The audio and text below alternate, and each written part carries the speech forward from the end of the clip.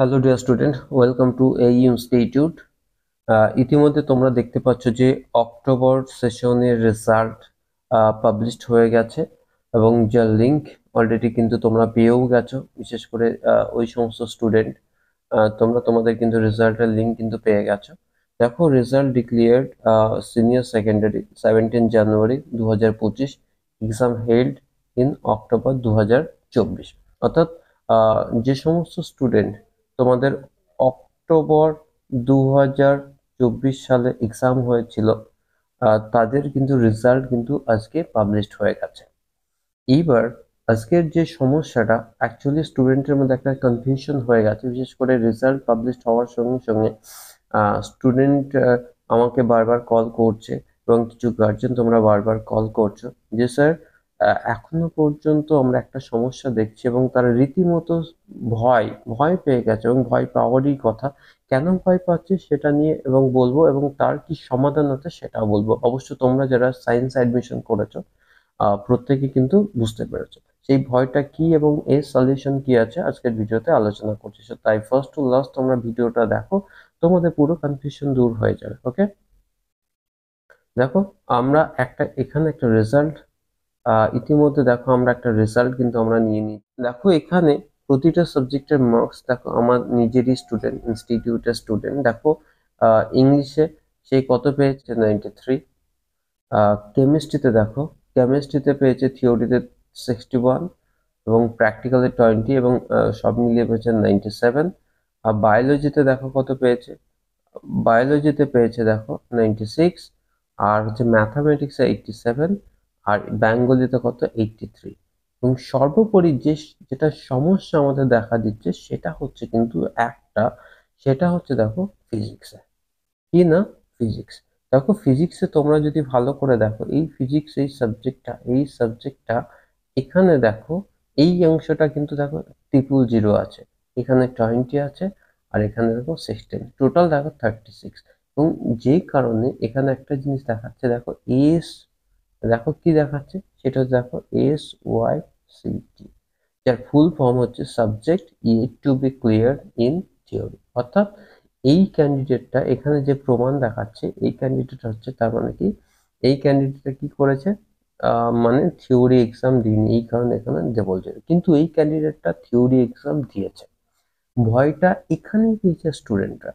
তো যেহেতু কেন, কারণ SYCT মানে হচ্ছে সে কিন্তু ফেল করে গেছে, যদিও এর 6টা সাবজেক্ট, 5টাতে অলরেডি এখানে পাস করছে দেখা যাচ্ছে, তার মানে এ পাস। কিন্তু যেহেতু এ আগামীতে যে কোনো কোর্স করতে গেলে বিশেষ করে সেখানে ফিজিক্সের নাম্বারটা কিন্তু দরকার, বাট এখানে যেহেতু এখানে ফেল, সুতরাং এই কিছুই করতে পারবে না। এইবার গার্জেনদের কোশ্চেন, বিশেষ করে আমাদের যারা স্ট্রিম 2, যে সমস্ত স্ট্রিম 2 গার্জেন ছিল, যারা যেই মেন বা অ্যাডভান্স বা নিট তোমরা দিতে চলেছো, বিশেষ সেই গার্জেন গুলো বারবার ফোন করে প্রচন্ড দুঃখ প্রকাশ করছে যে স্যার, আমার ছেলে বা মেয়ের কি হবে এখন।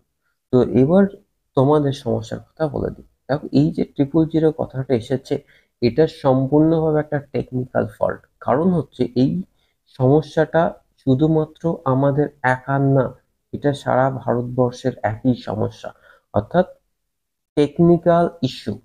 সুতরাং তোমরা যারা গার্জেনরা অত্যন্ত ভয় পেয়ে আছো যে স্যার, আমার ছেলে বা মেয়ে তাহলে কি স্যার ফেল করলো, আমি তাদেরকে একটা কথাই বলবো, এখানে কেউ ফেল করেনি। দেখো, এখানে অলরেডি মার্কস যদি আমি এখানে বিচার বিশ্লেষণ করি, দেখো এখানে প্র্যাকটিক্যাল মার্কস কিন্তু অলরেডি এরা পেয়ে গেছে। দেখো, প্র্যাকটিক্যাল মার্কস কিন্তু এরা কিন্তু পেয়ে গেছে, টিএমএ মার্কসও কিন্তু পেয়ে গেছে। শুধুমাত্র এখানে থিওরিতে 0 আছে, অর্থাৎ সম্পূর্ণভাবে টেকনিক্যাল ইস্যুর কারণে এটা দেখাচ্ছে। অর্থাৎ তোমরা যারা গার্জেন বা স্টুডেন্ট, তোমরা ভয়ে ভয়ে ভয় পাচ্ছ বা তোমাদের কি হবে এটা ভাবছো, তোমাদের এই সমস্যার সমাধান সম্পূর্ণভাবে টেকনিক্যাল ইস্যু, এবং এটার সমাধান আশা করছি নেক্সট মন্ডে